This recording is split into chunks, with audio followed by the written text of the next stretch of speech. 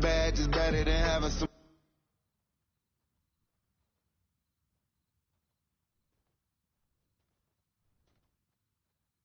Only welcome was singing or balling.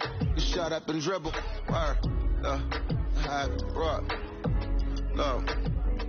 Hey everybody, I'm Carrie Champion. Welcome to We the People. So today we are having a very candid conversation with athletes and artists who want to make sure that you use your voice to vote. Voting is your voice. So we have so many different issues that have happened in this country. It's really, truly unprecedented time. So I'm looking forward to these conversations. I think you'll be educated as well as entertained, but most importantly informed.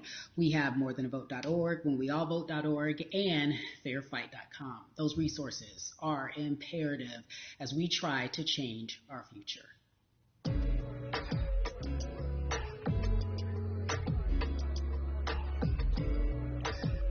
Yeah, la. There's no way that we can talk about hip hop or even the fact that we want to talk about activism, black voter suppression, without bringing in this guy straight from Port Arthur, Texas. We are talking about Bun B. He is an activist, a scholar, and an all-around gentleman. Thank you so much for spending some time with us. Bun, I don't want to start heavy, but I guess I have to because that's where we are in the world today. It's heavy as hell. And when you think about what needs to happen in this country in terms of change, what's the first thing that you think of? Equality. That's pretty much the first thing that comes to mind, right? Black people need to be seen as equals in this world. You know, we had to fight just to be recognized as a full citizen in this country and not 3/5. The world is now seeing what we've known for so long in the culture and in the community. The one way that we can fight is obviously voting. Talk to me about what voting means to you. I hear people all the time talking about one vote doesn't matter and that voting doesn't make a difference. If that's true, why do they work so hard to suppress the black vote? Because they understand the power of the vote. And so it's time that black people collectively also understand the power of their vote. And not just on a national level, because a lot of times we only have this conversation every 4 years. People need to be very much involved in their local politics. They need to understand who their elected officials are, where they stand on issues that affect you. And you need to use your vote to either support the ones that care about you and your condition or to elect people who do. A newer initiative that we're dealing with is educating felons, right? So in the state of Texas, if you're a felon, right, if you've been to jail or to prison, but you're no longer on probation or parole, you have the right to register to vote. Another thing that was just brought to my attention, there's an initiative called Orange, which is happening not just in Houston, but all over the country. If you're in jail currently during pretrial, but you have not been convicted, like you're still in jail waiting for your day in court, you are still eligible to vote. And you said something so key. They work so hard to hope that we stay uninformed, but more importantly, to suppress the black vote. If you could do one thing with this message that we're trying to send today about how important voting is, what type of images would you like our people to understand and see when they go to these polls and vote or when they cast their ballots? I think the images that we've all seen, you know what I'm saying, for decades in this country, if not centuries in this country, we've seen black people oppressed. We've seen black people attacked. So every time you look back and you see those old black and white images of people of color being attacked by dogs and people of color being sprayed with hoses, that's what they were fighting for. Back then, they were just fighting for a chance to vote. People like Martin Luther King Jr., people like Malcolm X, these people died to help us be in a position to have the power that we have now, which is to be able to cast a vote and make a decision about the people that have controls over our lives. So, I mean, if you in your own community need a reason to vote, look at a person like George Floyd. If the people in your city are not open to police reform, are not open to having a conversation about defunding the police, are not open to issues concerning economic equality, judicial equality, and racial equality, right? If they're scared to say Black Lives Matter, you have the power to put people in those positions who do believe that Black Lives Matter, who do believe in racial equality, economic equality, judicial equality, right? Who see us as human beings.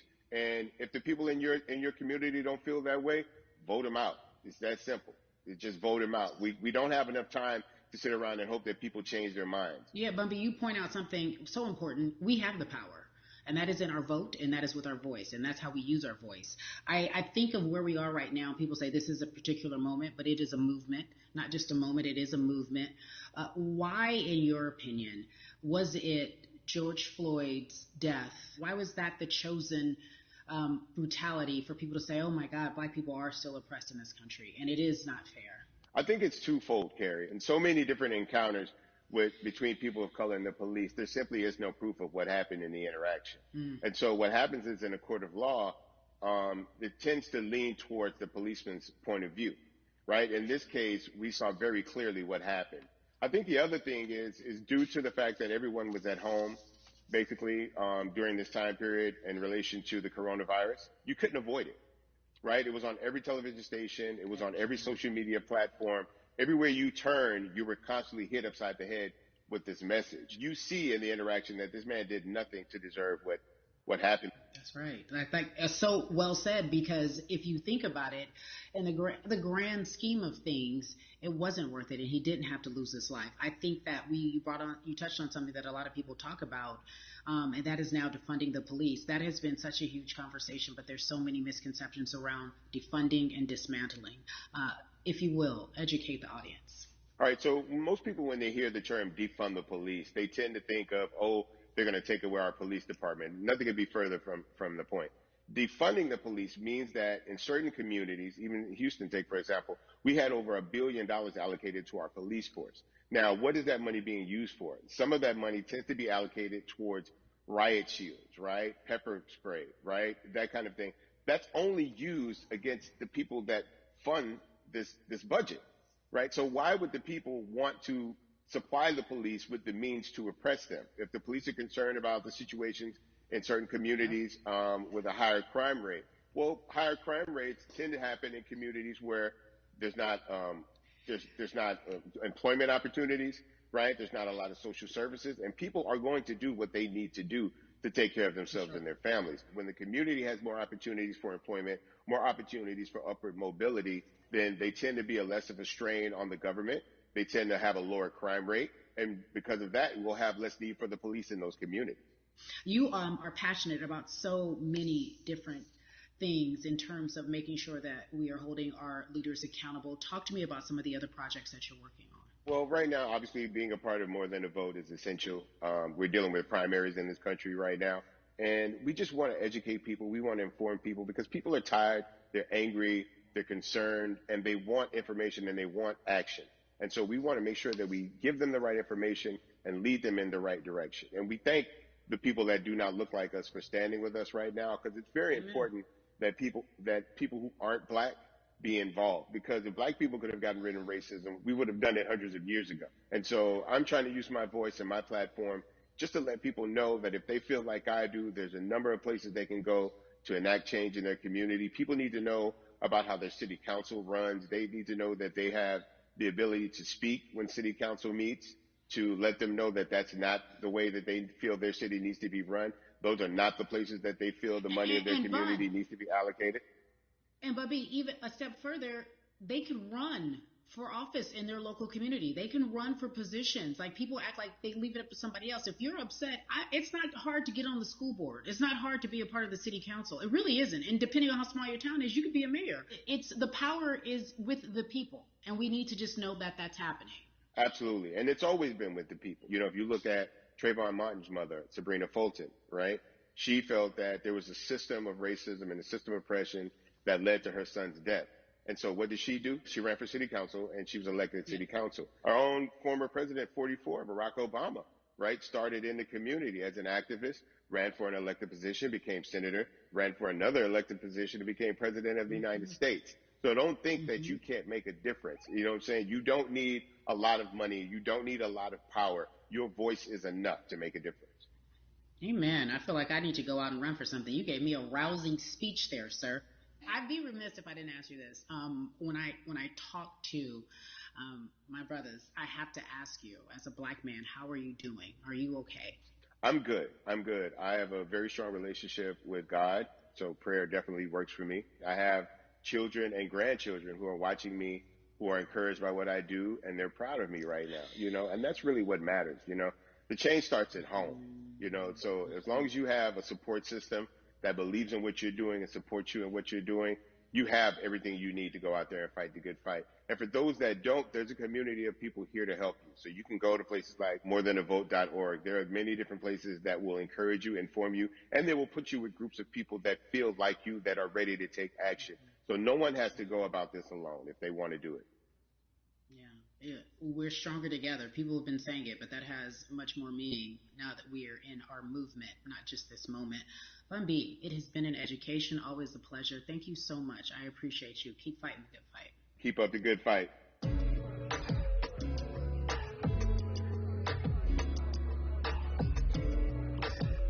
Yeah, la. So our next guest, I have to admit, I'm a fan, but there are so many different people that we could talk to, and I thought it was so imperative that we speak with her. You know her as Molly on the huge, successful show Insecure, HBO's Insecure. She also has a comedy special highlighting her Nigerian roots, and she's an amazing podcaster. Let's welcome in Yvonne Orji, everyone. You have such a beautiful way of making things funny, giving us our medicine with some candy, right? The humor and the healing. You bring all of that to your space. And right now, as you look across this country and how everyone is so broken and so upset, if it's not social injustice, it's the pandemic, it's depression, it's unemployment, the list goes on and on. How are you doing, quite frankly? You know, I'm rediscovering self in a way that is hard, but necessary, that will lead to ultimate joy. I know it sounds like a lot, but no, I think I personally think that God put all of us on a global timeout. Like we just, America hasn't done as good as other people when it comes to timeouts because everyone else is out playing at recess, and we're still in the principal's office hoping and wishing we can come out.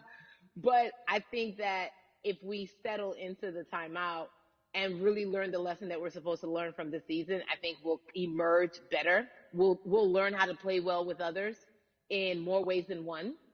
And so personally for me, I'm taking this time to learn me in a new way. I feel like I'm being ushered into a new season, and I'm getting still, because sometimes the busy confounds the work that we're supposed to actually be doing. We're busy doing other stuff, but we got work that we need to do on the inside. And I'm leaning into it. I'm like, dang, I thought I was gonna be able to rest like everybody else. And God's like, nah, we got work to do. You know what? And I think that's what everybody is saying about 2020. It's demanding that we be better. And you said it's a global timeout. What do you mean by that? Yeah, it's like everyone sit down, be humble, to quote the great prophet Kendrick Lamar. But like, no, seriously, sit down and let's reevaluate some things. Let us unearth and shake up the things that we have been trying to hide within ourselves, within our nation. I think America is going through an unraveling right now, a much needed, a much necessary one. And I think all eyes on us, right? There is no, oh, I was on the subway for an hour, so I didn't miss that thing that happened. No, everybody was home. Everybody, was watching when George Floyd died, and everybody, no one could hide it. Everyone was watching when Amy Cooper called the cops. Like, this is a time where it's like, oh, we can't pretend it away. We can't excuse it away. No. It's a global timeout. Sit down, watch, and let's learn. And globally, it's like, hey, we were going business as usual, but it ain't usual no more. Like that's old. Anytime change occurs, it's very uncomfortable. And so right now we're sitting with we're getting we're getting comfortable with the uncomfortable. The minorities, we've been comfortable with being uncomfortable, because that to me explains just the existence for whatever we want to do, how we break into our careers, how we live our lives, how we find ourselves one of the few or one of the first. And that's a lonely road. When you look at, and when you talk about this global timeout, everybody had to pay attention to Amy Cooper. Everyone had to pay attention to George Floyd. How is that helping us as a people, as a country during our global timeout? I think, well, one, we're not minorities, Carrie. You already know it. It's like these labels that they put on us. It's like the same way of saying like black on black violence. Also, there's no white on white violence. It's branding. Yeah, right. It's all branding. Yeah, you're right. It's like white people kill white people every single day. So no, there is no black on black violence. And if you say black on black violence, well then let's brand white on white violence. Like I watch Investigation Discovery. Ain't too many of us been featured. So, I just even like, but to answer your question, what does that do? I think what everyone expected is what has happened in the past when the world was still open, right? In that, okay, you had everyone, from Trayvon Martin to Castillo to Sandra Bland, you had all of these lives lost, and black people made some noise.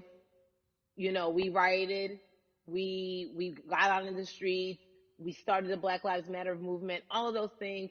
And then white people kind of just like, oh, let's give them something. And then it's just like, is it over? It's like Oscar is so black. Okay, good. We gave some Oscars. Are we good now? Like, are we even? And it's now it's just like, oh no, no, no, no, no. This is not about like a Band-Aid. It's like, yo, we might have to amputate the leg a little bit, but it's all right because by amputating the leg, we're gonna save the body. And so I think that's what's happening now. Like, America is realizing, like, oh, black people aren't just making a little bit of noise. Like, the protests are still out. The conversations are still being had. The change is still being demanded. And I think they're seeing, oh, this is not going away. And no, it's not, because we need systematic change. What a beautiful way to explore what is happening and describe our country. We might have to amputate the leg, but that's to save the body. That's what's happening right now. That's beautiful, Yvonne. And to that end, I have to ask you this, because the way that we do that, we use our voice. And our voice right now in this world, in this country, is our vote. And everyone talks about voting and how important it is, but I feel like more than ever we understand that it's not just about voting every 4 years for the man in office. It's about your local elections. It's about the mayor. It is about the district attorney, the people who have the power to bring charges against police if police brutality is an issue in your community. If you care about your school district, you can run for the school board. I ask this of you, right? Your parents are from Nigeria. You are Nigerian. You talk about that very lovingly. What does voting mean for you? I think voting is power. I remember, I became a naturalized citizen back in the 90s, when because I was still a minor. My mom naturalized, and so we were able to do it under her. And just even that power of, like, we are American citizens, and all the access that we have by being citizens, one of those accesses and those access to power being voting. It's a big deal. It's a big deal because not only do we have the opportunity to be in this country, but now we can be of the country. We can be of the systems. We can be of the rules. We can be of what it actually affords. But I think, going back to your earlier comment about just the setup of systems, I think we are done a disservice, either it's schools or whatever it is. And I'm not putting teachers on blast. I think teachers do a phenomenal job, but for some reason we do not, and give them all the raises. I know too many parents who are like, this child of mine, I do love them, but hey, where can I drop them off? And I do think that there is a disservice done, because, again, when we talk about voting, to your point, we talk about every 4 years. It's important to vote for the presidency. We don't realize, like, oh, snap, we actually can vote about, like, how much our libraries get. It's like small things like that, but they make a big difference. When you think of voter suppression in this country, what does it look like for you? It's the systems. When we talk about voter suppression, we also talk about systematic racism, right? It's all the systems that set up. And we've normalized, okay, maybe your job will give you a half day, or maybe, you'll be able to get this luxury. It shouldn't be a luxury. It should be built into the system. It should be built into the fabric of how we vote. But maybe you'll be able to get this luxury in order to enable you to go vote. Think about everything disenfranchised, marginalized Black person has to endure in a day. So in a day, you need to get to work. If something happens to your car, if something happens to your child care, if something happens to, there's so many factors along the way that can send you into a tailspin as an American. And then you add on as a person of color. If you're just trying to get to vote and you already have to go through all of these hurdles and hoops in your everyday life, imagine the one day when your voice really is supposed to matter the most in this country. But then you also see all the times that you tried to have your voice matter, and then it's been shut down, repressed, told it doesn't matter. And then you're kind of like, what's the point? How do we keep hope, though? If I'm watching this right now, I how do we as a people stay hopeful? How do we believe in the promise that these quote unquote forefathers have given us? Because have you met black people? By default, like hope is infused in our DNA. Like you know what I'm saying? Like by like if we haven't been broken now through be it through You're right. slavery, through Give capitalism, it to me. through Give it through to me. colonization, through Yeah, segregation, you're right. through I mean, listen, the history of black people in this country is at one point we were 3/5 the people. Mm-hmm. That's it. At one, That was a written law.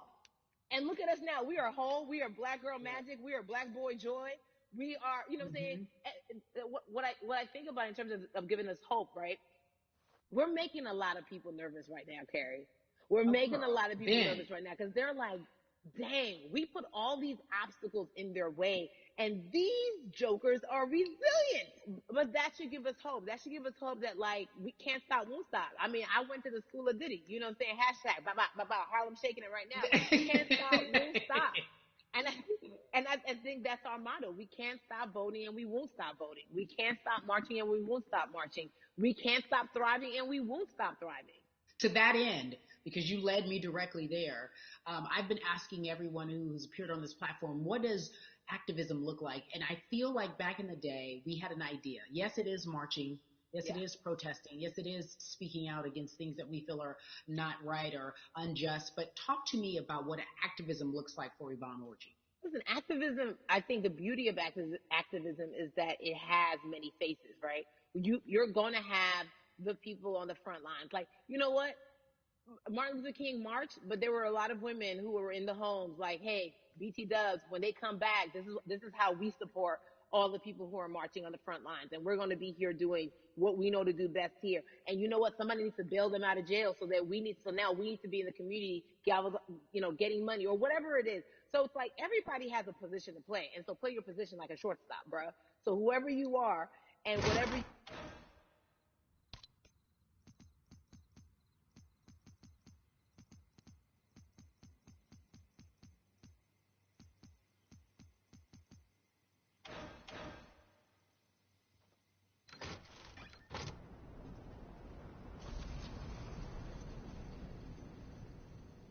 Speaking out. I'm not a believer in thinking that it's mandatory. Like you said, everyone can be an activist and be activated in different ways. But talk to me about the connection. Talk to me about the marginalization in your world and how you feel like it even inspires you to say more and use your platform to do more. beneath the surface of what we do, like Niecy Nash says, it's the who, right? The who is the person who's going to be like, hey, let me call this out. Either blind racism in terms overt racism in terms of ways that we can be better, in terms of ways that we can actually be more uplifting to the community that you may not even realize that you're serving. Before I let you go, talk to me about the urgency, in your opinion, for people to vote, our people to get out and vote this coming election. Yeah, I mean, guys, Guys, guys, if you think you're tired now, I'm telling you right now, we cannot take this sitting down. We can't take this jokingly. I understand that it may be hard to figure out who to vote for, but at the end of the day, we got to vote for our families. We got to vote for our legacies. We got to vote for continued progress. We have to vote for upward mobility. We have to vote for equality in a way that is long lasting. And if we succeeded before, we can do it again. You talk about the whole. This is the time. This is not the time to give up. This is not the time to pretend a way that we haven't made progress. We have. There's still much more to be done. And you know what? We might have to get to a point where we pass the baton to our children and our children's children, but we still have work to do now for that generation. Yvonne Orgy, you are everything. You are Molly, but you are not Molly, but I love you so much as Molly on HBO's Insecure. You are an amazing podcaster, Jesus and Jola. Shout out to Lovey. And then we also have movies. Like you, the world, you're a model, a cover model. Also, wait, don't let me forget your hugely successful stand-up comedy special on HBO. Girl, you're doing it all. And I am so grateful. You are truly the dream, not just the American dream. You're the black girl, brown girl, do it all dream, the immigrant dream, everything. You're a beautiful, beautiful soul. I really, really mean that from the bottom of my heart. Yvonne Orgy, ladies and gentlemen, nothing but the best and excellence personified. Thank you so much, my friend. I love you so much, Mama. Mwah.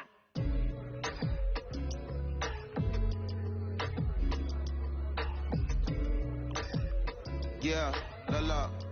So Atlanta has been one of the hotbeds in terms of political unrest and social injustice. We've seen so much happen in that city, and we've also seen so much come from that city, including one of our very own founding fathers of the civil rights movement, and that's Martin Luther King Jr. But right now, we want to welcome in someone who has used his platform to talk about voting, to talk about racial injustice, and how he's trying to help.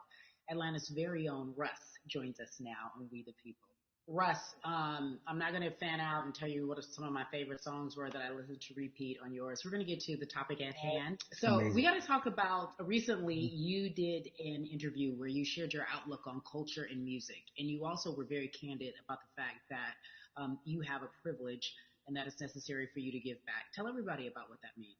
It's very obvious, I'm white and I'm in Black culture and I'm benefiting financially off of it. So I feel like if you're a white person financially benefiting off of Black culture, you have to put finances back into Black culture. It's just that simple. The screenshots with your feelings, it just comes off like fake empathy because it comes off very dismissive and very oh, that sucks for y'all, but anyway, back to what I was doing. Have you felt that way always, or is it now because of the time of where we are in this country? I've always had the feeling. I think now it's just obviously elevated. It's a new level, and there's new, it's to the point now where you can't.